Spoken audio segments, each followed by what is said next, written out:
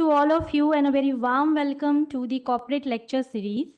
Firstly, I would like to extend a note of thank you to everyone for becoming a part of this event and gracing it with their presence. The true potential for sustainability lies in the fruitful collaboration between industry and academia, whether the exchange of knowledge can bridge the gap towards a brighter and greener future. With this thought, here I hand over the mic to Sakshi and Vinayak to start the program. Thank you. Thank you so much, ma'am. I'm Sakshi Singh from Department of Design, IIT Roorkee. And I'm Vinayak from second year bachelor's degree from HSS department. We extend a warm welcome to all present here for the Corporate Lecture Series 2023 organized by IIT Roorkee. Today's session consists of two events. Firstly, corporate interaction session. Information session on startup fundings. To start the program with felicitation of our dignitaries, I would kindly request Professor K.K. Pant, respected Director IIT Roorkee, Mrs. V. Ramakumar,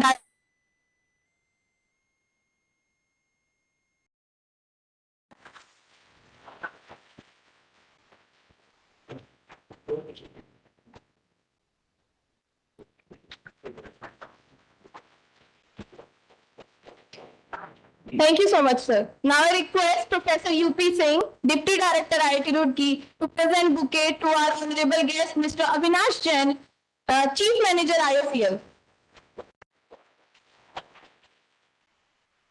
Thank you so much, sir.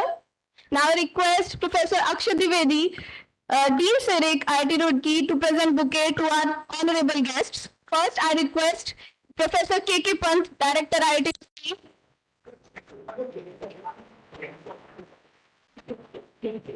Now I request Professor U.P. Singh, Deputy Director.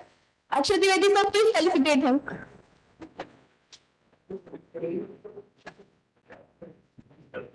Thank you so much, sir.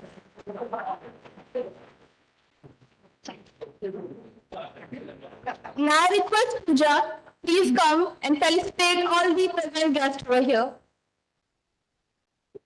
So, Professor Max Roy, Dean of Resource and Alumni Affairs, IIT Roorkee.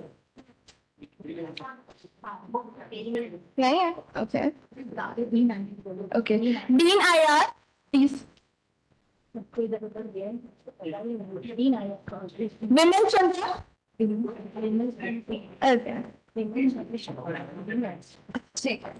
Okay. Thank you all. I would request Professor K.K. Pant, Director of IIT, to please address guests and attendees.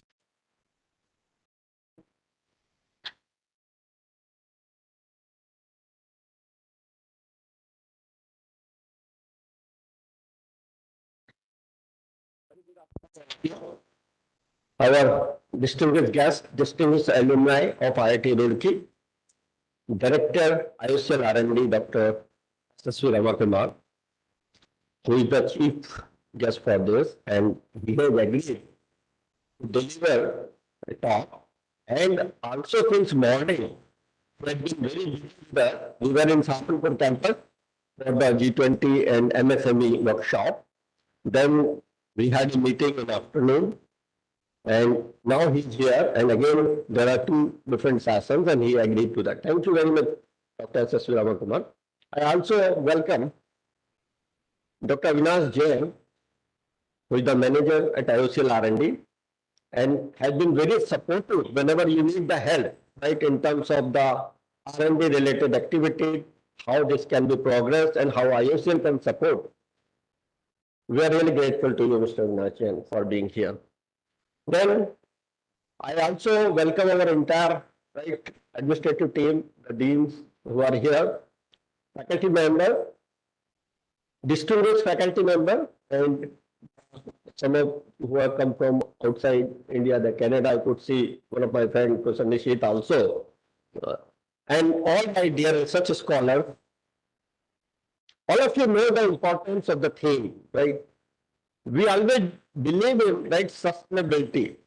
We always believe in green energy system. And IOCL R&D or IOCL in total, if you look at Fortune 500 company, is doing exceptionally well when you look at the concept of Atmanirbhar Bharat, self-reliant India and made in India. Professor or Dr. Ramakumar has done a lot of excellent work during his tenure, or that he is doing it continuously. And I had got the opportunity to be part of his team off and on. He has always supported for the R&D activities, and he always encouraged the investors to open the startup. And this you will see, the second portion of that, right, which was mentioned there. You get the idea and he is ready to support that. Right? There is a need of these kind of right, startup activities among the youngsters. And every time now it is said that we expect from every IITian, undergrad, postgrad or PhD scholar to be a job provider instead of a job seeker. You have to get that kind of confidence in you and work as a team, work as a multidisciplinary approach, because now research needs a multidisciplinary approach. When you look at for a startup, you need to connect yourself with all branches of science in middle and finally management and economy evaluation. This is the need of the hour. The startup idea can come only when you have that kind of right mindset that I will do it. And you should develop the confidence in you for that.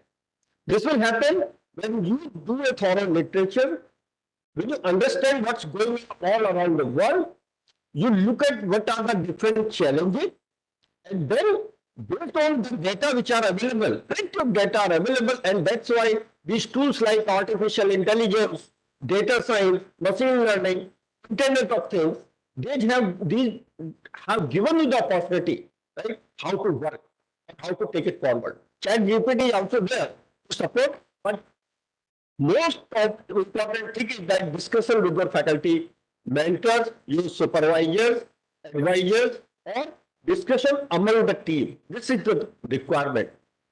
You know, right? Everybody talks about food, energy, and water, which is the right challenges everywhere. You know, UNDP already had that 14 goals, right? 17 goals, and most of these are related to food, energy, water. We have to look at our responsibilities for the society, right? And society responsibility, when you see, is related to supply these kind of things at a sustainable and economical rates. So sustainability, G20 has also covered, right? We need to find out the solutions which are sustainable. We have created a lot of right issues which are related to whether it is carbon, CO2 into the environment.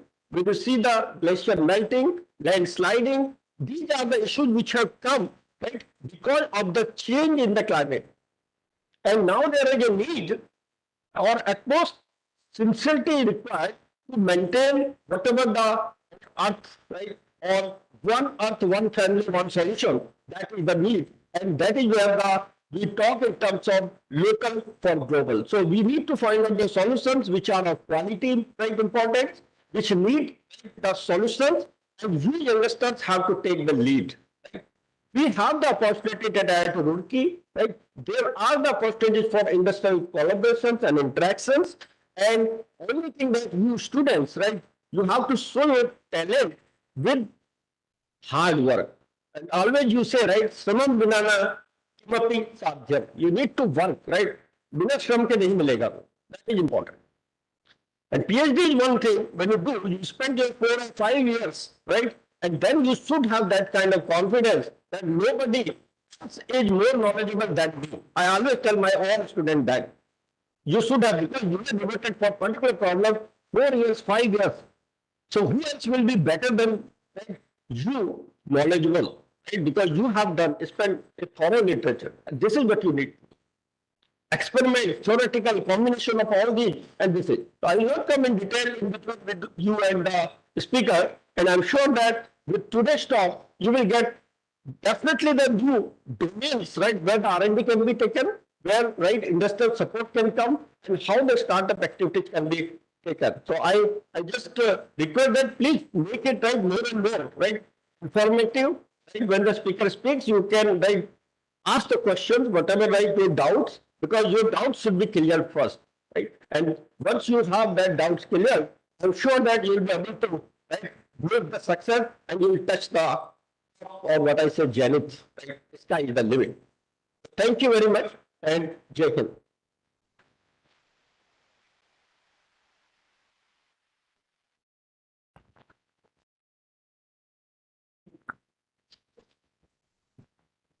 Thank you, sir, for your inspiring words. Today, we are very fortunate to have with us Dr. S.S.V. Ramakumar.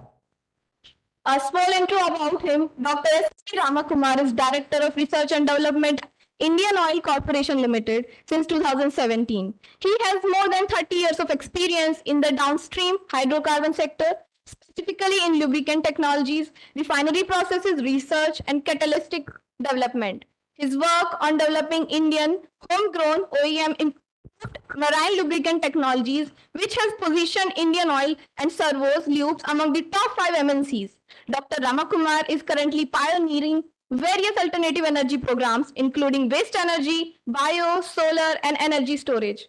He is also leading the Indian Oil hydrogen endeavors and is actively involved in various committees to draw strategies for the inclusion of hydrogen in energy mix.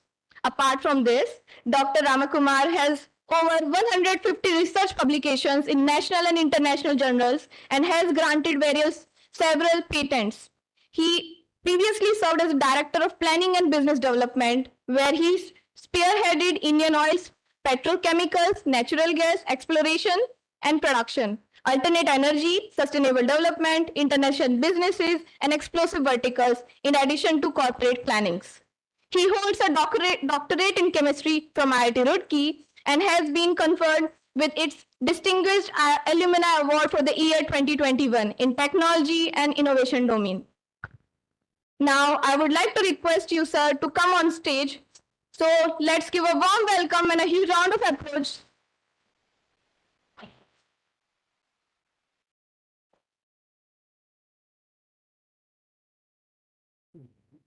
No, I'll use this. Yeah. You need to put the mic out. Or here, this mic is okay. You want to put the collar mic. No, better. Better collar mic is there.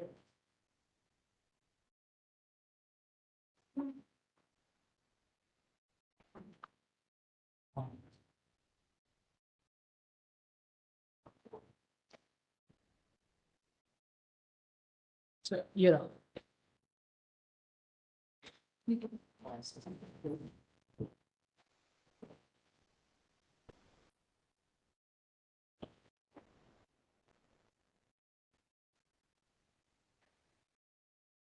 Yes. Okay. So very good afternoon to all of you. Professor Kant, Director, Institute of Technology, Roorkee, Deputy Director, Professor Rupal Singh.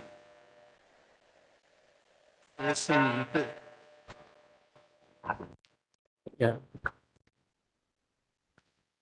Professor E.P. Singh, Deputy Director, Head of Chemical Engineering Department, Professor Biswas, Professor Vimal Srivastav, and other distinguished faculty, students, research scholars, ladies and gentlemen. It's a great honor and privilege for me to be with my own alma mater, with the same parivar from where I had gone out, and to be amongst you to present some of the work that me and my organization we have been doing in the most contemporary themes that the energy transition demands us to do elsewhere in the world as well as in our own country. So I'm coming from Indian Oil Corporation, as Professor Pant said, the largest commercial enterprise of the country, and I head the corporate R&D center of Indian Oil and also sits on the board of Indian Oil as Director R&D. For the past 35 years, I've been right after Roorkee, I joined Indian Oil R&D Center at Faridabad as entry-level scientist. And for the past 7 years, I'm spearheading the entire R&D activities and guiding the board to take some off the cuff, out of the box decisions based on technology and scientific opinion molding. So today what I'm going to present in the next 20 to 25 minutes is a subject of great importance, great interest to your current director in his previous dispensation, IIT Delhi, and to ourselves as well. That is decoding hydrogen ecosystem.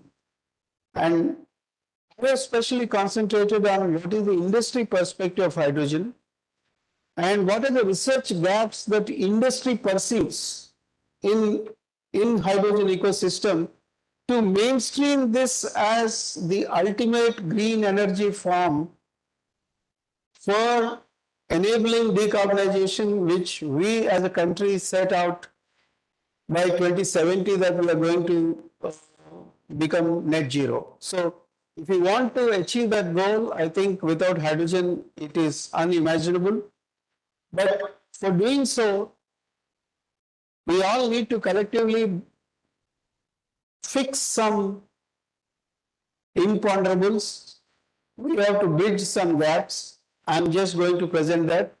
I have a purpose to present this to you. Hydrogen, you Google it, you yourselves are very knowledgeable, right from 12th class or maybe 10th class or even lower standards. We all have been studying about hydrogen. But when we want to induct this on a massive scale as one of the energy forms replacing the fossil sources of energy, then there are still some research gap areas. So these are the areas which are to be picked up by the intellectual community here, both in terms of faculty as well as the students and the research scholars. So I think in the next few days, I mean, one or two imperatives of the energy. I think global energy related CO2 emissions by 2050 are going to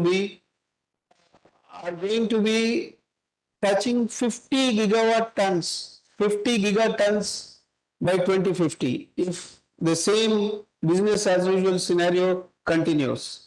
So there are 3-4 scenarios. World Economic Outlook has put forward 3-4 scenarios. In each of these scenarios, we are not going to mitigate completely the CO2 emissions, but we can decelerate the growth of the emission.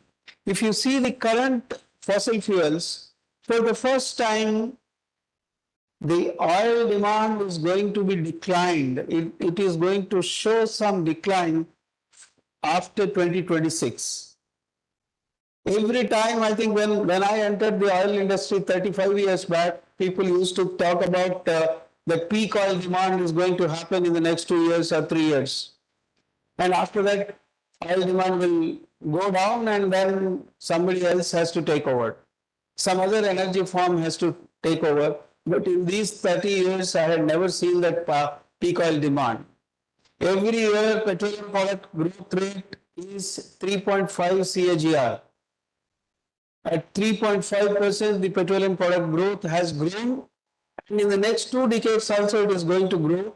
But I think most of the estimates now, they are saying that after 2025, you will see the perceptible decline on a global basis. Whether it is true for India or not, I really don't know. Yesterday evening, I was part of some other event where British Petroleum has unveiled its British Petroleum Energy Outlook in Delhi.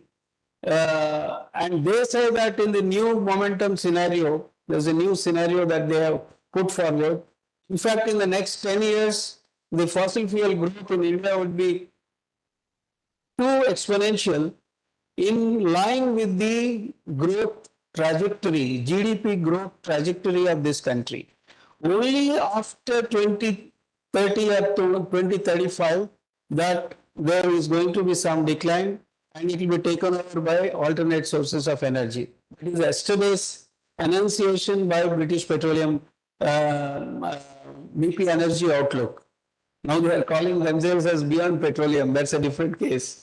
BP is the new expansion of BP acronym is Beyond Petroleum.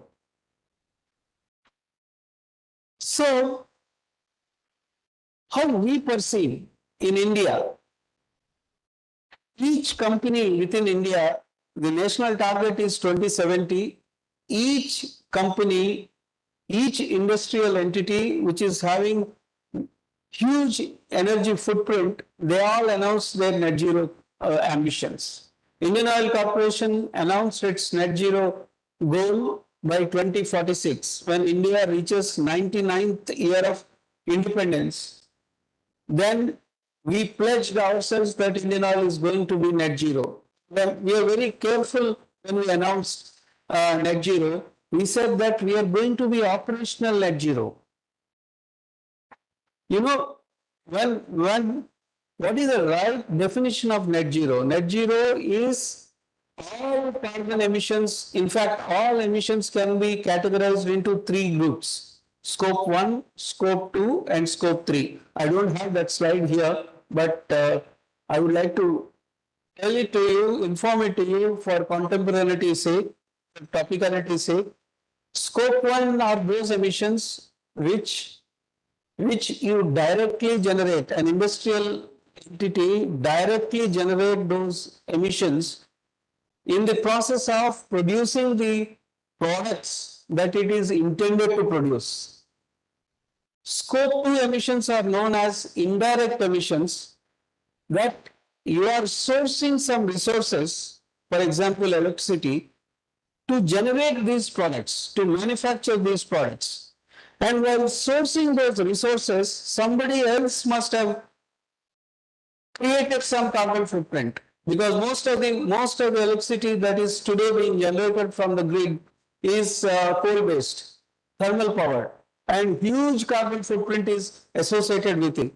So every kilowatt hour of electricity that you are sourcing from a non-renewable grid, that particular emission is attributed to you, and that is known as scope 2 emissions. So Indian Oil announced that it is going to neutralize that scope 1 and scope 2 emissions by 2046. But there is a huge chunk of third category emissions called scope 3 emissions. I produce petrol, I produce diesel, I produce kerosene. By using these products, the industrial entities, the automobile industry, they generate copious amounts of carbon footprint. That is known as scope 3 emission, for which I don't have any control.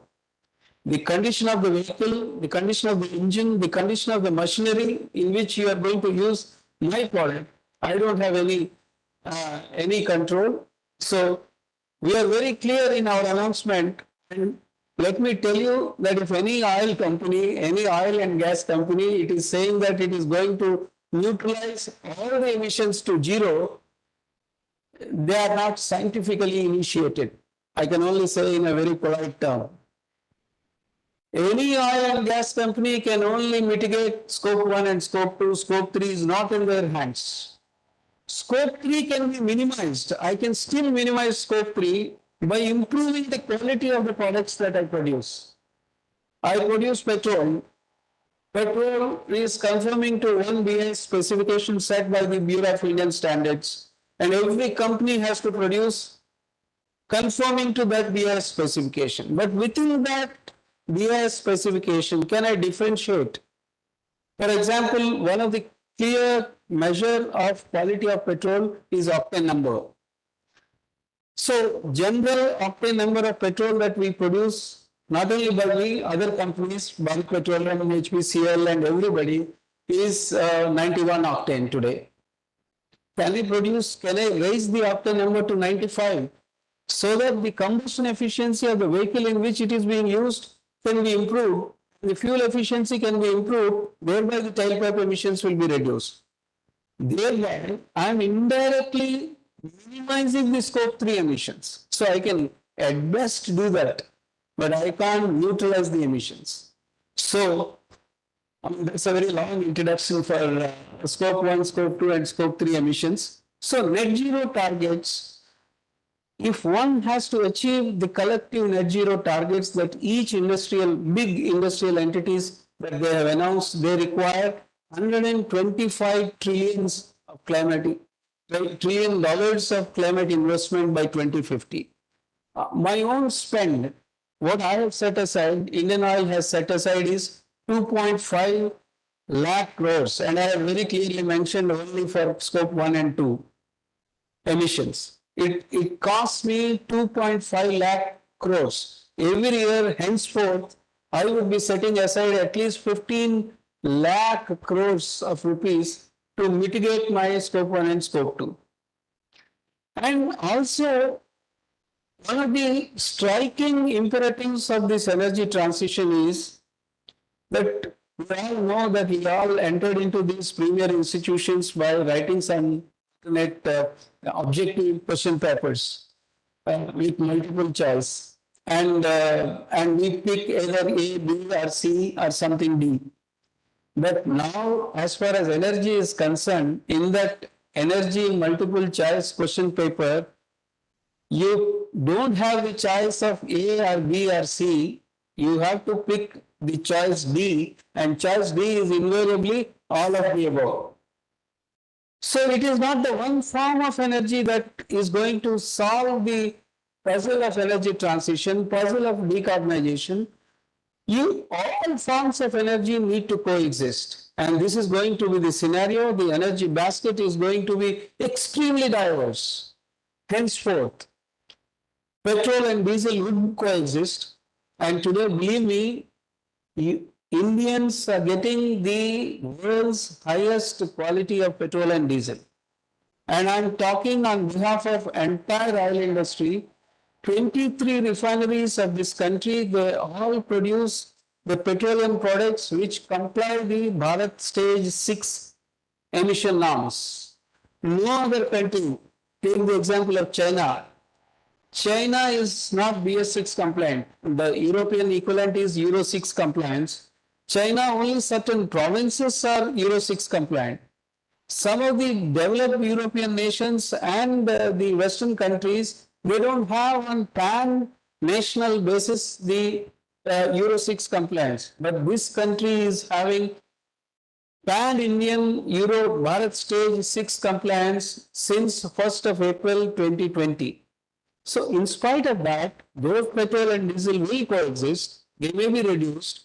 There will be biofuels, there will be solar, there will be hydrogen, there will be electricity, there will be battery provided cars. So all forms, LNG, CNG, oxygenated fuels, blends of oxygenated fuels with transportation fossil fuels, all will coexist.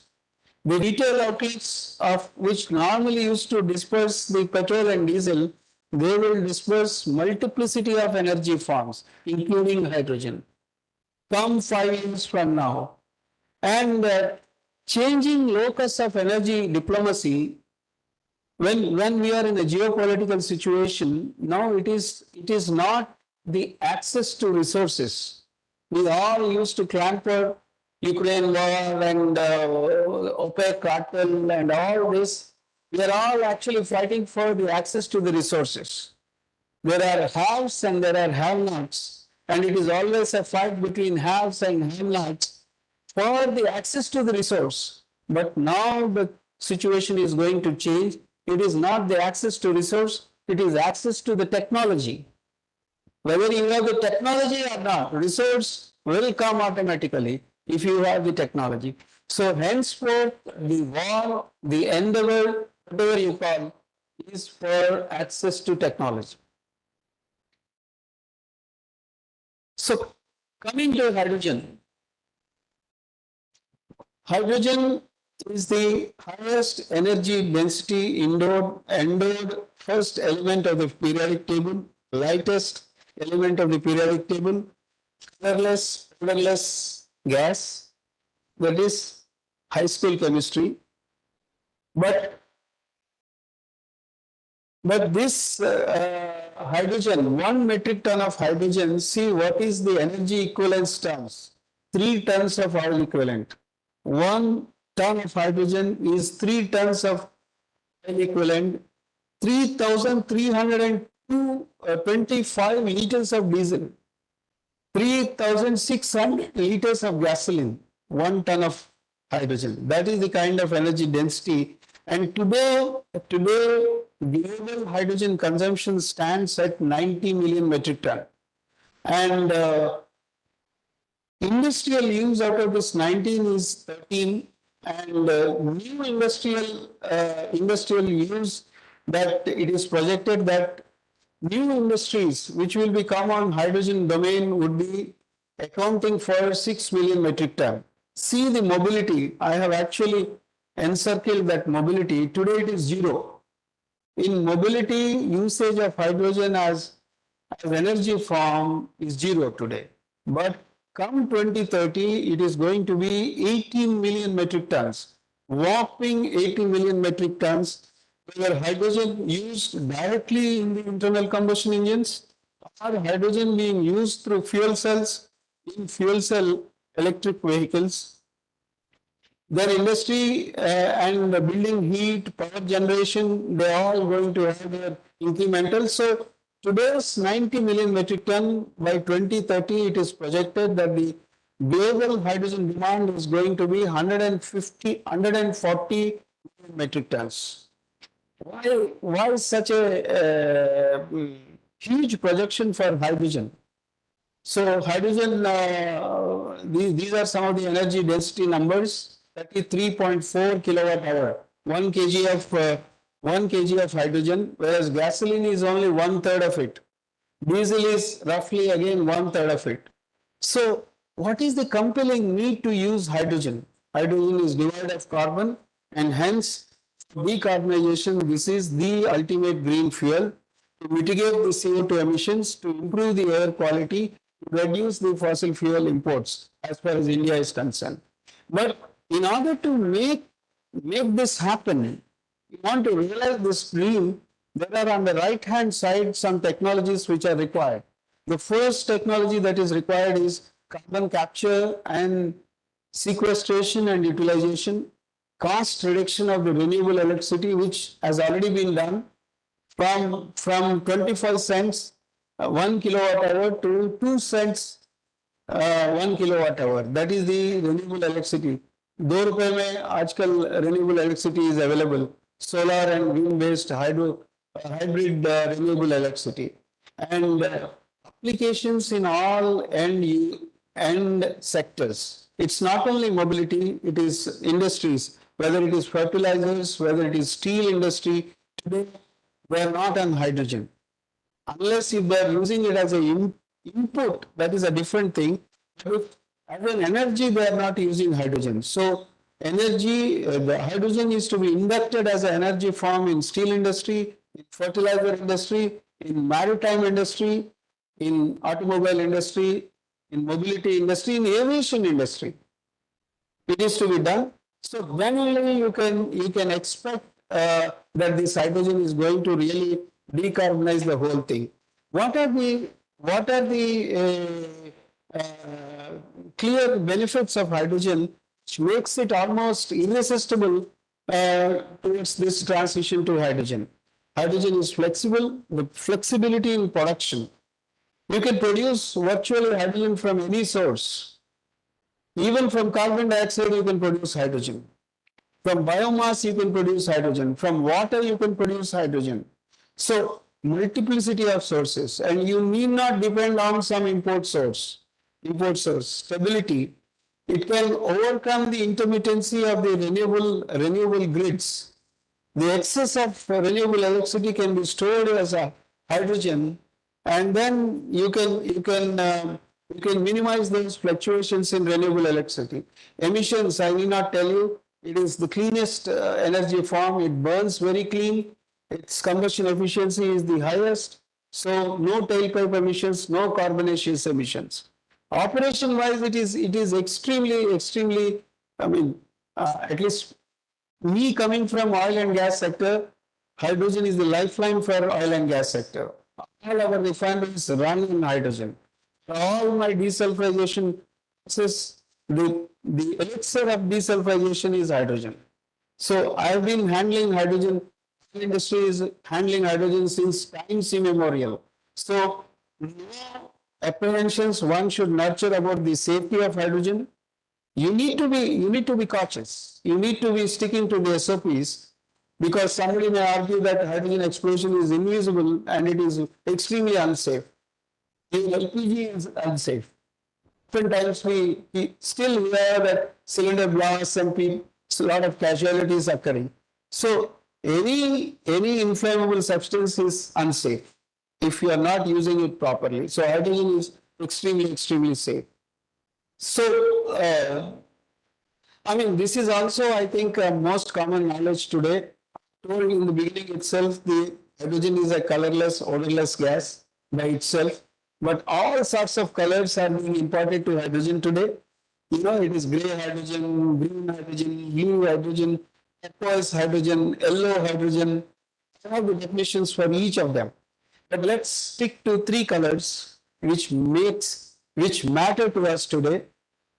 Any hydrogen that is produced from fossil source, that is gray hydrogen. And today, predominantly, the entire hydrogen that is being produced all over the world is gray hydrogen. And 1 kg of hydrogen production is associated with emission of 10 kg of CO2, rule of thumb, because I am the largest producer of hydrogen. By naphtha reforming, I produce steam methane reforming of naphtha, I produce hydrogen for my refineries. And 1 kg of hydrogen is associated with 10 kg of CO2. If I can capture this CO2 and if I won't let it pass through the atmosphere, then that hydrogen is known as blue hydrogen. For that, you require carbon capture technologies. And today, cost of carbon capture per ton of carbon dioxide stands at $60 per ton. So it is extremely prohibitive cost. So a lot of research is needed. It is being happened in the Indian industry, in the Indian academia, to reduce the cost of carbon capture.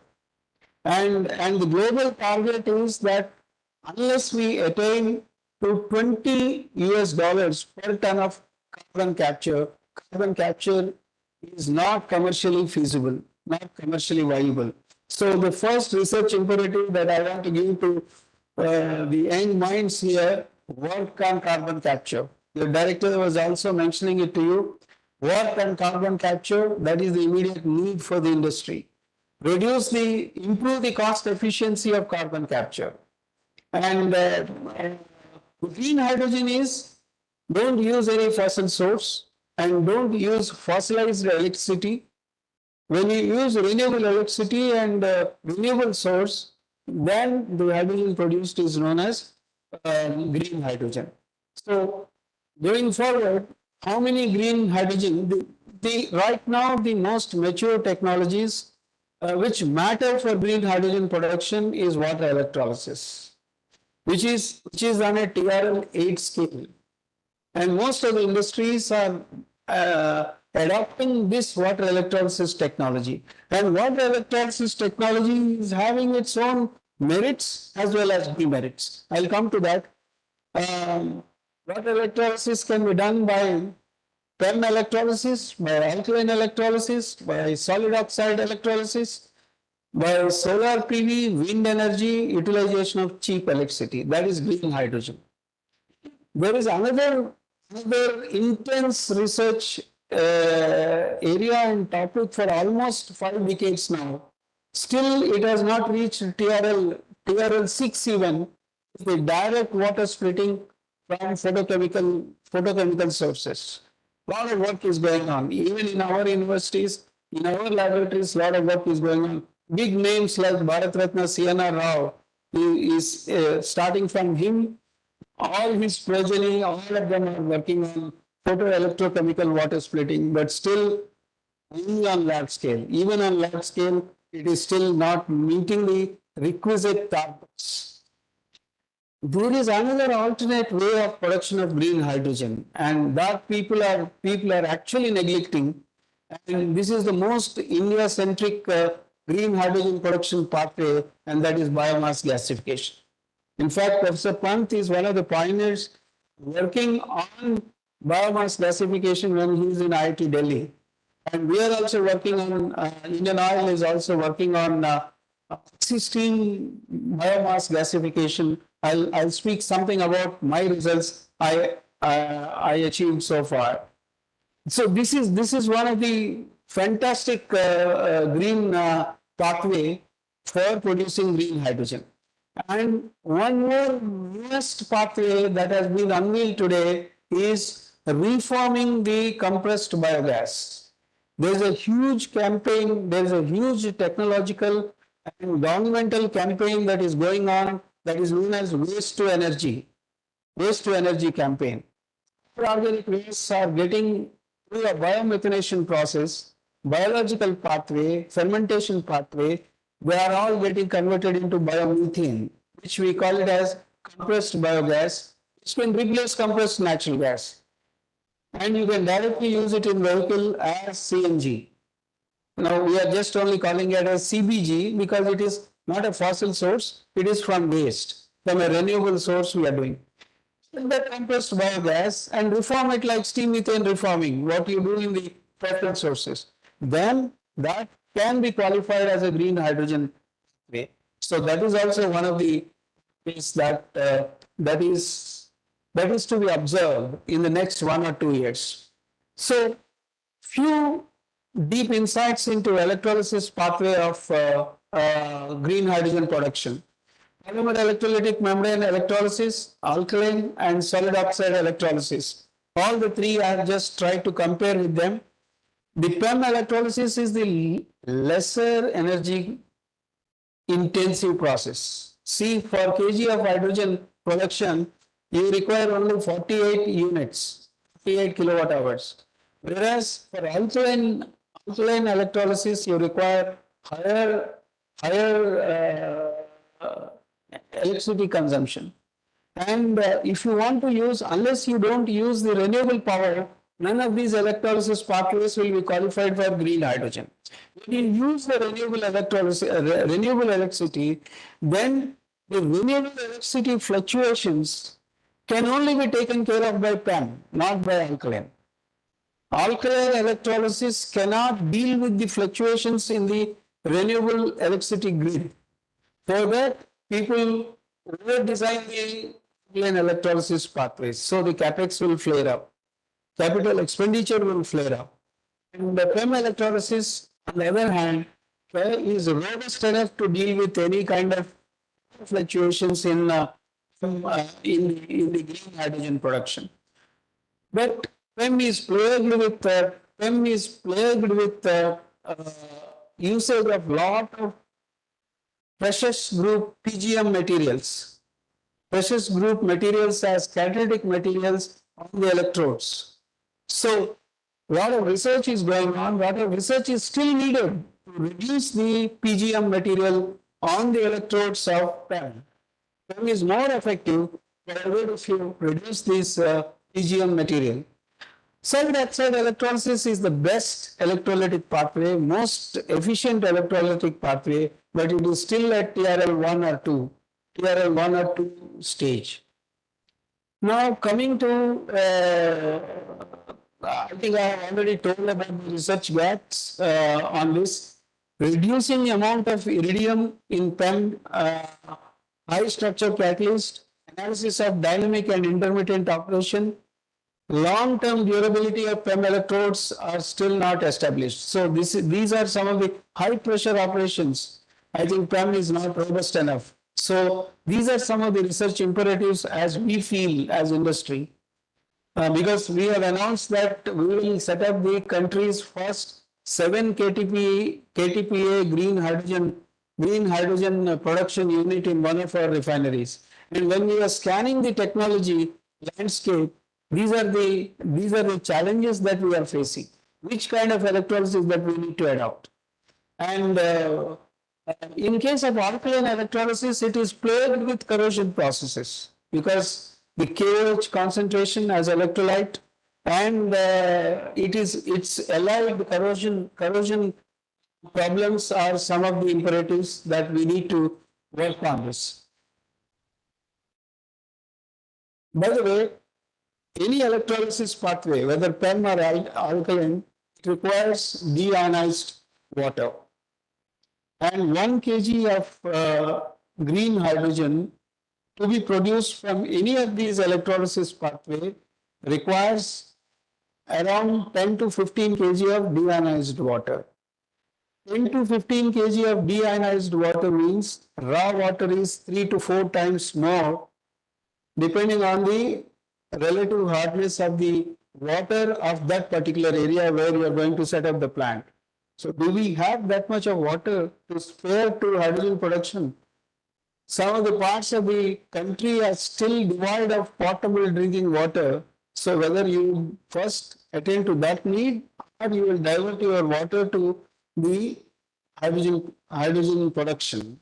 So this is a big imperative that many people are missing. So that need has triggered that we should be avoiding the desalination step and we should be using direct seawater in electrolysis. Can we use direct seawater in electrolysis? This is the biggest research imperative. Only handful of universities in the world are working on this seawater electrolysis. There is a very latest paper by a Chinese researcher in Nature, which appeared in 2022 March issue, which talks about some TRL3 scale setup of directly using seawater into any of the electrolysis, whether PEM electrolysis or alkaline electrolysis. So I recognize, oil industry recognize that there is a need for us to work on seawater electrolysis, direct seawater electrolysis.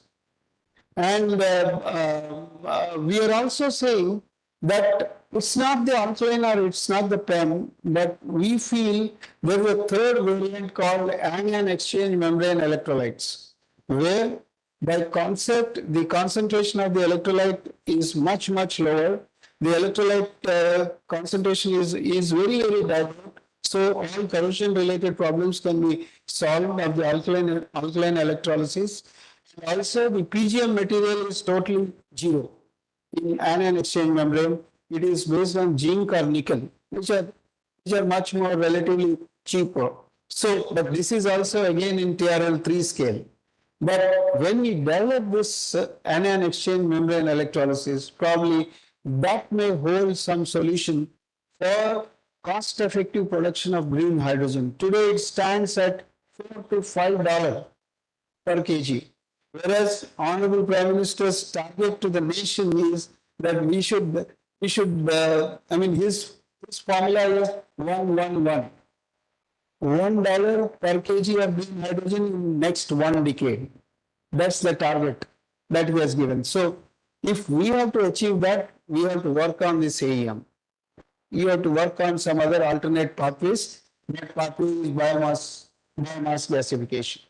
Biomass gasification, our estimates clearly indicates that even if you pay 1,000 rupees per ton of biomass, with that you can produce green hydrogen at $2 today, at $2 per kg of green hydrogen. And theoretically, with any kind of biomass, agnostic of type of biomass, the theoretical equation indicates that for 1 ton of biomass, you can produce only 150 kg of hydrogen. That's the theoretical efficiency. And normal conventional air gasification techniques don't even yield 40 kg of hydrogen, ton of biomass. Whereas we are working, even Professor Pant has worked, and our efficiencies are, we are standing today at 100 to 110 kg per ton of biomass. This is oxy-steam biomass, where we introduce, along with the, instead of air, we introduce the oxygen and we introduce the steam to trigger the reverse water gas shift reaction to enhance the yields of hydrogen towards the right side. It's through syngas formation and syngas to hydrogen.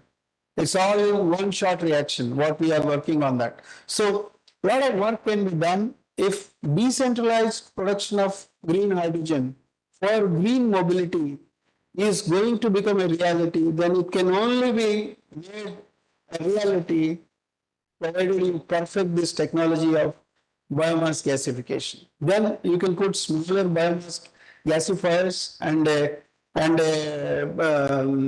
hydrogen dispensing station. dedicated hydrogen dispensing station, then only mobility buses can run, fuel cell buses can run, the hydrogenized engine buses can run. So that's the imperative. That's the research imperative. Storage. I mean, hydrogen economy is having several key elements. Storage is a big problem. Storage can be a physical storage, storage can be chemical storage. Both domains offer a lot of research fertility for the researchers like you. Because physical storage today can withstand only 250 pressure bar of pressure. Because for hydrogen dispensation, it needs to be dispensed at higher pressures. Higher the pressure, higher is the storage volume because of very light nature of the hydrogen. So, for withstanding those kind of pressures, 700 bar, Europe is talking about 700 bar compression of hydrogen for dispensation, or 350 bar, even if it is not 700, 350 bar, then to withstand those pressures, your storage cylinders need to be robust enough. And ordinary steel cylinders are not going to withstand those pressures. So you need to have a lot of polymer composite solutions. So polymer composites, the power of polymer composites can be unveiled in this physical storage solutions. And chemical storage, I'm a chemist, so I can tell my fondness for chemical storage. Conventional chemical storage is metal hydrides. The new kits on the block today are the metal organic frameworks, chemical organic frameworks. The third one, and the newest one, I'm very happy that IIT Roorkee also, some of the professors are working on that, high entropy alloys. High entropy alloys is a storage medium for hydrogen for withstanding very high compression pressures. So these are the research imperatives that I wanted to say. Then transportation, even if storage becomes a very robust thing, transportation, you have to produce at one place, maybe you have to transport the hydrogen to a second place. So the best way of transporting is not through cascades, not terrestrially, but through pipelines. Today we have huge network, 25,000 kilometers pipeline network, transport crude oil and petroleum products. And eventually, if these need to be converted into hydrogen transporting pipelines, hydrogen is a very swift and nimble molecule, small molecule. It can easily enter into the cracks and crevices of the steel metallurgy, and it can diffuse itself, and it can result in leak and explosion. And that phenomena is known as embrittlement, hydrogen embrittlement. So the metallurgy of pipeline need to be embrittlement resistant for hydrogen. So a lot of work is going on today to repurpose the existing pipeline network for hydrogen transportation. Gas-based economy is going to be unveiled. I mean, most of the cities are covered by city gas distribution networks in the next 2 to 3 years, and any new laying of the pipelines is hydrogen compatible pipelines. People are working on hydrogen compatible pipelines. Another way of carrying hydrogen is through liquid organic hydrogen carriers, LOHC, and all chemists, I would appeal all chemists to have a look at this liquid organic hydrogen carriers as one of the potential media. Methanol, green methanol is a potential carrier. Ammonia is a green potential carrier. So can you store the hydrogen temporarily in these liquid forms and improve the portability of hydrogen, and then when you want, you recover back the hydrogen. So in both the steps, embedding the hydrogen initially for liquids and recovering the hydrogen at the end use, both are energy intensive, both are associated with conversion losses. So the imperative for research is to minimize them, to optimize them. Then it can be a It can be a viable transporting media, viable storage media for hydrogen. So, I think I already told you. As far as Indian Oil is concerned, we have an array of hydrogen research programs. When I say people, when industry is reading it in textbooks that hydrogen can one day be form of energy, we were operating since 2000 the first electrolyzer-based green hydrogen production unit within our R&D center, and also the first hydrogen and non-hydrogen dispensing station of the country, even today. Only one hydrogen dispensing station in the country, and that is operating since 2005 at my R&D center, not as a commercial thing. We already started working hydrogen ICE engines. We worked with various heavy-duty trucks, incorporating hydrogen in ICE engines, replacing the diesel engine and converting it into spark ignition engine, and converting that. Recently, we have done an experiment in the midst of COVID, at the height of COVID, in Delhi NCR. We ran 50 Delhi Transport Corporation buses with HCNG, high-theme mixtures, where hydrogen percentage is 18%. And we didn't physically produce and blend this hydrogen. We partially reformed the natural gas into hydrogen CNG mixtures. Huge unit was put up in one of the bus depots of Delhi. And from there, using the same CNG dispensing infrastructure, we ran 50 buses as normal city buses. And we could realize 5% of fuel economy compared to ordinary CNG, and 70% reduction of carbon monoxide emissions from the tailpipes of these buses. This is a Supreme Court directed project to Indian Oil, and we did this, and we are waiting for some legislative based on this report so that we can replicate this model in other metro cities, at least for city transport. And we are going to run 15 fuel cell buses where hydrogen is produced from 4 different pathways. I talked about those 4 pathways: electrolysis pathway, CBG reforming pathway, biomass gasification pathway, and baseline is steam methane reforming. That is the baseline hydrogen pathway. And we are going to compare and tell to the world and tell to the nation that which pathway is more amenable for commercialization, commercial deployment. And we are working on fuel cell technology. We are working on type 3 cylinders based on polymer composite materials, and even type 4 eventually. IIT Kharagpur is collaborating with us on fabricating this type 3 cylinders. These are some of the results of that hydrogen CNG mixture that run what we have done. 4.77 is the fuel economy that we got, and see the emission reductions. All tailpipe emissions were reduced. And no engine modification. That's the beauty of this experiment.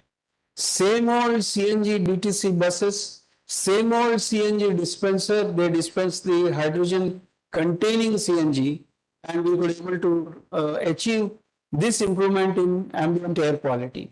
And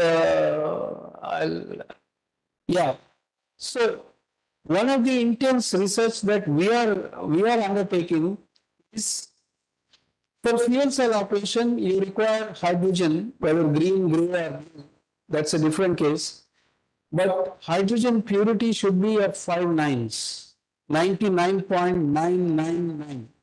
Even 40 ppm of CO, carbon monoxide in hydrogen, is going to follow the fuel cell catalyst. And the entire fuel cell operation, low temperature fuel cell operation can come to a naught. So what we thought is, but any pathway gives you, barring electrolysis, any other pathway gives you only 95% purity of hydrogen, maybe 97% purity of hydrogen. And from 97% purity of hydrogen to 5.9 purity, you need to incur so much of purification cost, whether PSA based, whether MOF based, whether membrane based purification technologies you need to employ, and it is going to push up the both capex as well as operational expenditure. So we started work on intentionally we were following the hydrogen, and we were trying to run the PEM fuel cell. We succeeded, and our paper was recognized as one of the 5 best papers by International Journal of Hydrogen in the year 2022. Just last year, this publication was published, and we ran a PEM fuel cell without any compromise on current density, with 80 ppm contamination, intentional contamination of carbon monoxide. And we could able to do this by catalytic intervention and engineering intervention. Both the things. It is patented, so I can only reveal this much. So I'm revealing only this much. So this kind of work is also required if fuel cell based mobility has to become a reality. Not only mobility, fuel cell can give quality power to stationary applications as well. And hydrogen based fuel cell operations have to become a reality. You need to work on these kind of areas so that the whole cost of operations can come down. So this is the dispensing station that is operating at our R&D center. This is the second dispensing station we just commissioned at Gujarat Refinery. Run fuel cell buses from Baroda to Statue of Unity, the iconic routes. We are also intending to run fuel cell buses from Delhi to Agra. 15 fuel cell buses, we are going to run them Delhi to Agra, and from Kochi Airport to Kochi City, Trivandrum Airport to Trivandrum City. These are some of the pilot projects under National Hydrogen Mission Roadmap that Indian Oil is intending to do. National Hydrogen Mission Roadmap, a word about this. This has been announced.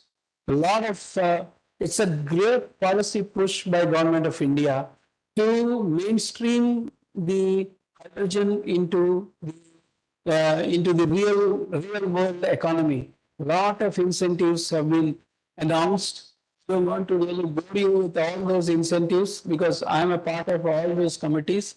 But I would only like to draw your attention that 450 crores are allocated by MNRE purely for hydrogen research. And they want to consider some credible research projects which can address some of the problems that I have narrated to you, so that you can utilize that fund, you can do that research, and you can offer the solution not only to the nation but to the world. And, anybody who is having a bright idea, I am a part of the expert advisory committee constituted by MNRE. So Pant is also a part of that. Today, I think next pitch what we are going to do is the startup funding that we have. So you can submit that idea and you can get that our support and the Government of India's support of those 400 crores. So I think I'll stop here. So just to sum it up, whatever I have spoken in the last 30 minutes or so, it's a defined medium and long-term roadmap is required. Low-cost fuel cell technology is the need of the hour. Assured availability of fuel at reasonable cost. IOC, okay, maturity of ecosystem, statutory and regulatory norms. So for example, this country, still there is no norm to raise the compression pressure of hydrogen from 250 bar. What to talk of 350? Europe is talking about 700 bar. So some statutory legislations are required to enable us to fast track the hydrogen economy. Some incentives, we have been watching with the government that hydrogen should be zero GST product. Or at least make it, the GST today on hydrogen is 18%. And we are asking them at least make it on par with ethanol. Ethanol is 5% today. We're blending it in transportation fuel. So I think government is extremely focused, at least on this hydrogen domain, and hopefully we'll hear more and we'll see with all your collective intellectual might. I think we'll make it happen and we'll fast track the hydrogen economy into Indian economy. Thank you very much.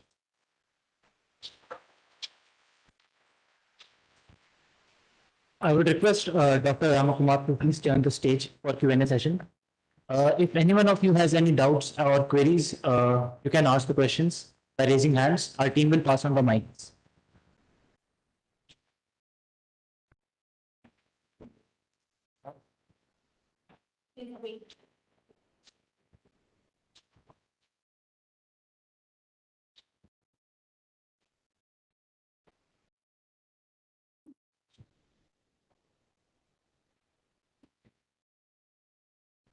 Good evening, sir. Myself, Ankush Singhal. I'm doing my research in Hydro and Renewable Energy Department. So my question sir, is, what is the future research for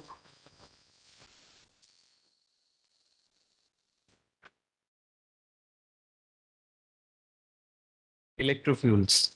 I mean, rather than using hydrogen directly as a fuel, can we use hydrogen as a feedstock, green hydrogen, and utilizing the CO2 from various sources?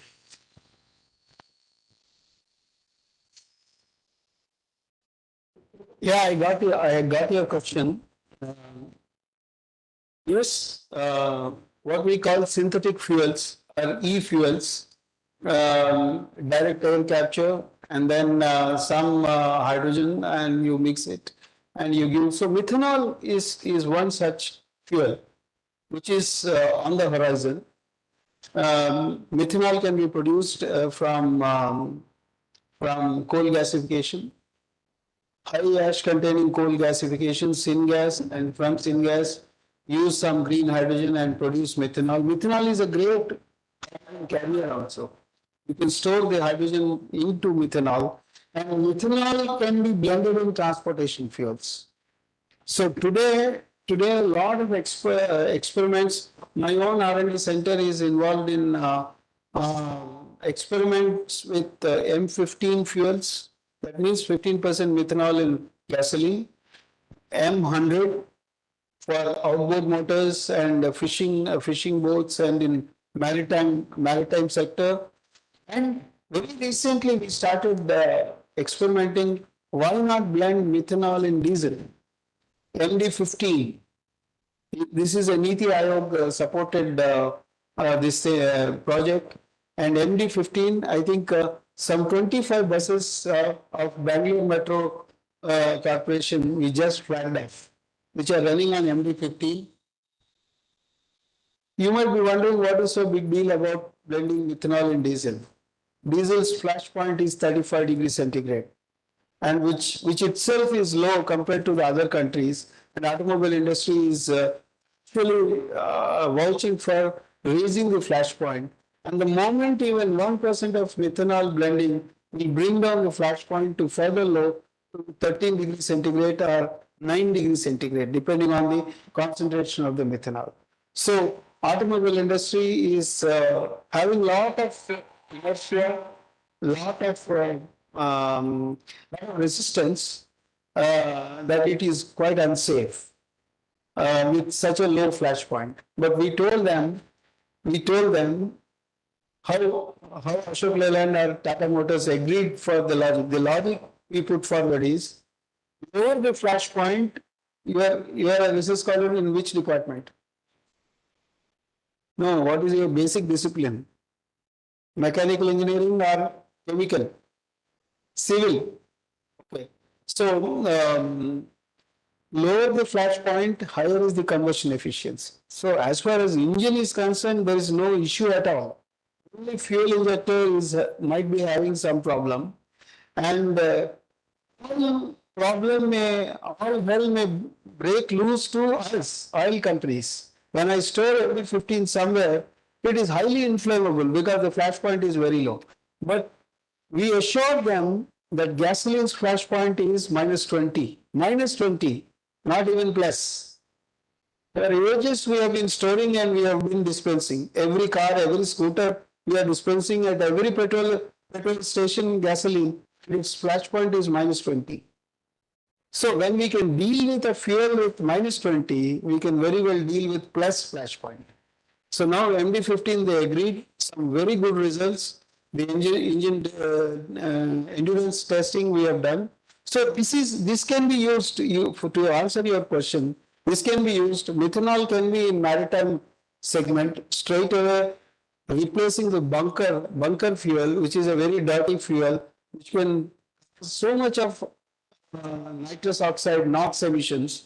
You can totally replace with methanol, and you can replace with ammonia. People are talking about ammonia propulsion for maritime vessels.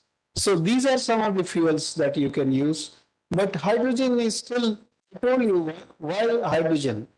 Hydrogen is because its flexibility of production, multiplicity of feedstocks. Even CO2 can be converted into hydrogen. So it's twin benefits, no? Reducing the carbon footprint and decarbonizing the end application totally.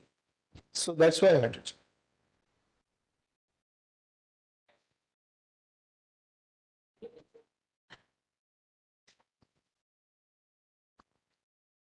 Good evening, sir. I'm Karthik from mechanical department. Does E10 and E20 fuels damage the engines? You are from which department? Mechanical. Mechanical. What is your take? I think it does. In what way? Because the engines are designed for a particular IDT, ignition delay time. Because when you change the fuel type, the engine characteristic, the engine is built for a specific type of fuel. You know, E10, by blending 10% of ethanol in gasoline, the octane number is risen by 4 units. Tell me, as mechanical engineer, higher the octane number is better or worse for engine? Higher the octane number, lower is the knocking tendency, better is the combustion efficiency. That is one thing. 20% of ethanol will raise the octane number by 7 units. But you are right, to derive the benefit of higher octane number, your compression ratios need to be recalibrated. Today it is 9:1 ratio. And if you want to derive the benefit of a E20 fuel, then you have to raise the compression ratio to at least 12, 13. Then your knocking efficiency. But there is a problem with E20 and E10, and that is not this ignition delay or anything. That can be easily maneuvered. What is the problem is some of the elastomer compounds, some of the seal materials which are there in fuel injector unit, they are not compatible with ethanol. With beyond certain percentage, they are not compatible. They will swell, they will shrink, they will lead to leakages of fuel into oil. There will be fuel dilution, there will be soot formation, there will be increased emissions. So we did when we introduced E20, again, Indian Oil was entrusted by Ministry of Petroleum and Ministry of Heavy Industries, under which automobile industry comes. We did a massive field testing, not field testing. It's a combination of field testing and laboratory testing. Automotive Research Association of India Laboratory at Pune, IIT R&D, and CM members, OEMs, automakers, we all have done. And the debit in ethanol calorific value is less. So there will be debit in power, but that debit in power, theoretically speaking, 20% of ethanol will lead to, on paper, the debit in power is 6%. So 6% higher fuel consumption. But the rise in the number, the improvement in combustion efficiency, on road, actually we realized only 2% debit. Well, theoretically it is 6%. we realized only 2%. And seal compatibility, we have isolated 3 seal materials: NBR, N-butyl rubber, and some polymeric seal material, one more seal material need to be changed. So automobile industry is now embarked upon, from 2025, any new engines, they will be with the changed seal material, with changed compression ratio, and also to some more engineering interventions to debit that very insignificant 2% fuel consumption. Otherwise, there is no detriment. Huh? Emissions are all positive. Only non-regulated emissions, non-methane hydrocarbon emissions, that is aldehyde emissions. Ethanol will be converted into acetaldehyde. Ethanol will be converted into formaldehyde. 15% finally from the tailpipe, it is in ppb level. So it is not going to affect. We have done the medical, some doctors are also involved with us in these E10 and E20 studies. It is absolutely okay, provided if you change the seal materials and if you raise the compression ratio. That's it. We can have one last question. Sir, I'm Shobhadash, working in metallurgy department on that damage of natural gas pipeline as a result of hydrogen blending through CNG. So we just have started the work, and I'm in opinion that in situ testing should be conducted to evaluate the extent of damage. But there are some national level initiatives, especially led by CHT and where IOCL is also a member of the LOOK project. Typically, in those initiatives, the ex situ testing is being done. So the sample is soaked in under pressure for a certain duration and then tested in outside. So how much or to what extent such kind of thing can replicate the actual scenario, or the ex situ testing is the only way? So what is your take, sir? I couldn't agree more with you. This is the problem that we are also deliberating in our own pipeline research group.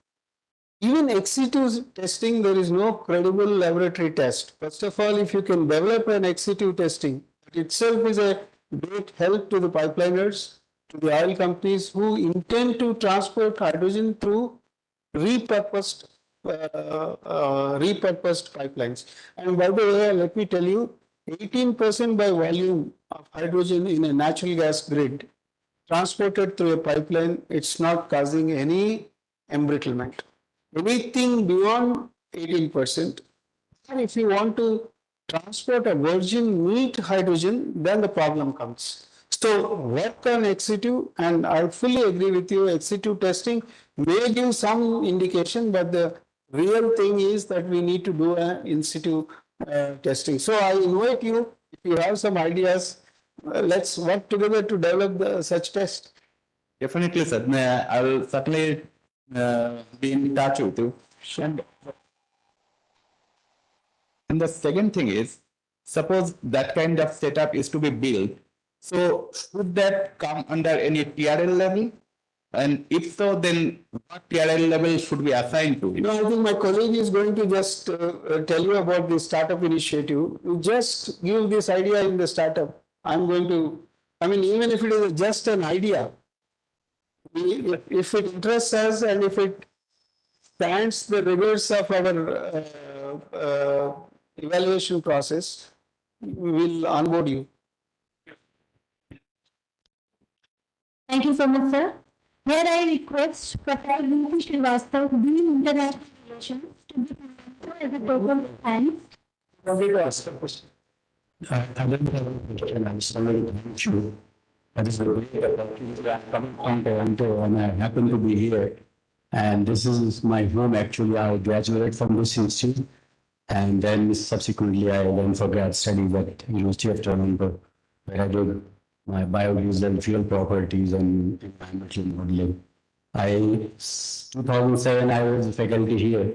And again, working in industry in Ontario power generation, which is a nuclear power plant as well as renewable energy also, solar, wind, and they are doing a lot of work on hydrogen. What exactly you're telling. So I'm really interested, and it's a great opportunity for me to be here. And it's the top of the agenda in Canada also. And I really appreciate it. Thank you. Thank you. Thank you, sir. Thank you. Can I request Dr. Mumtaz?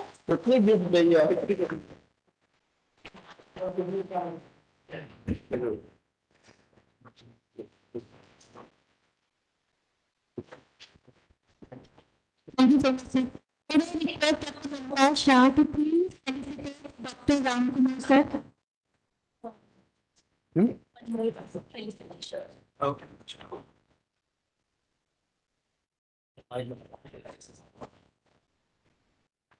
Thank you, sir.